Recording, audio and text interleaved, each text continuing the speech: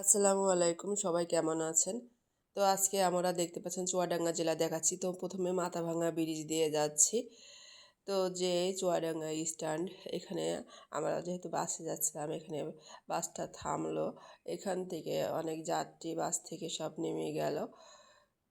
তো এটা মেহেরপুর থেকে আসতে এই চুয়াডাঙ্গা স্ট্যান্ডটা বাধে। তো এখানে অনেক যাত্রী নামে, যেহেতু এটা স্ট্যান্ড। আর এখানে দেখতে পাচ্ছেন একটা ঈগল পাখির প্রতীকী তৈরি করা হয়েছে। আর চারপাশে ওকে কেন্দ্র করে দোকানপাট সব গড়ে উঠেছে, অফিস আদালত। আর যাত্রীটা দেখতে পাচ্ছেন যে সব নেমে যাচ্ছে বাস থেকে। তো ঈদে বাসে প্রচুর ভিড় ছিল,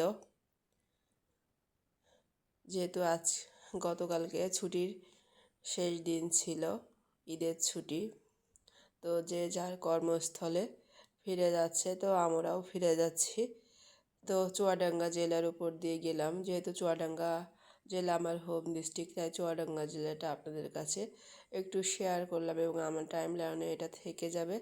তো দেখতে পাচ্ছেন চুয়াডাঙ্গা শহরে যে বাজার রাস্তাগুলা, সব রাস্তার পাশে আছে সেগুলা দেখা যাচ্ছে। তো চুয়াডাঙ্গা জেলার নামটা অনেকেই জানে কীভাবে নামকরণ করা হয়েছে। এটা শান্ত চুয়া নামক এক ব্যবসায়ী নামকরণ অনুসারে এর নামকরণ করা হয়েছে। অনেকটা মনে করা হয়। তো চুয়াডাঙ্গা জেলায় অনেক বিখ্যাত ব্যক্তিবর্গ রয়েছে এবং মাথাভাঙা নদী রয়েছে। তো আমরা ধীরে ধীরে চুয়াডাঙ্গা জেলা ছেড়ে চলে যাচ্ছি। তো দেখতে পাচ্ছেন শহরে চারপাশে বাড়ি, ঘর বাড়ি সবই দেখা যাচ্ছে। তো কারা চুয়াডাঙ্গা জেলায় এসেছেন এবং কারা এর বাড়ি চুয়াডাঙ্গা জেলা, তারা একটা কমেন্ট করে জানাবেন। আর যদি আপনার ভালো লাগে আর আপনি চুয়াডাঙ্গা জেলা মানুষ হয়ে থাকেন, তাহলে এটা আপনার টাইম লাইনে শেয়ার করে রাখবেন, তাহলে চুয়াডাঙ্গা জেলা আপনার স্মৃতিতে থেকে যাবে। তো এটা যেহেতু শহর চুয়াডাঙ্গা জেলা, সেহেতু এখানে দোকানপাটটা বেশি দেখা যাচ্ছে। তো দেখতে পাচ্ছেন যে চারপাশে ঘর বাড়ি, অফিস আদালত, বিভিন্ন শোরুম সব চোখে পড়ছে আর কি।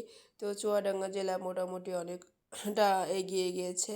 চুয়াডাঙ্গা জেলায় একটা প্রাইভেট ইউনিভার্সিটিও হয়েছে, আপনারা জানেন। অন্যান্য প্রতিষ্ঠানও গড়ে উঠেছে। আর চুয়াডাঙ্গা জেলায় প্রথম রেলওয়ে, সেটা আপনারা জানেন। দর্শনা থেকে চুয়াডাঙ্গা পর্যন্ত প্রথম রেলওয়ে স্থাপন করা হয়েছিল ব্রিটিশ আমলে। তারপর আস্তে আস্তে সারা বাংলাদেশব্যাপী রেল যোগাযোগ ব্যবস্থা হয়েছে।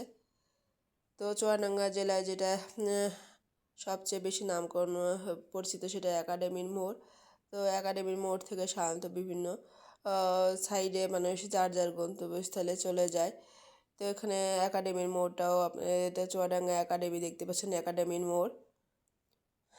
তো কারা চুয়াডাঙ্গা একাডেমিতে এসেছেন এর আগে কমেন্ট করে জানাবেন।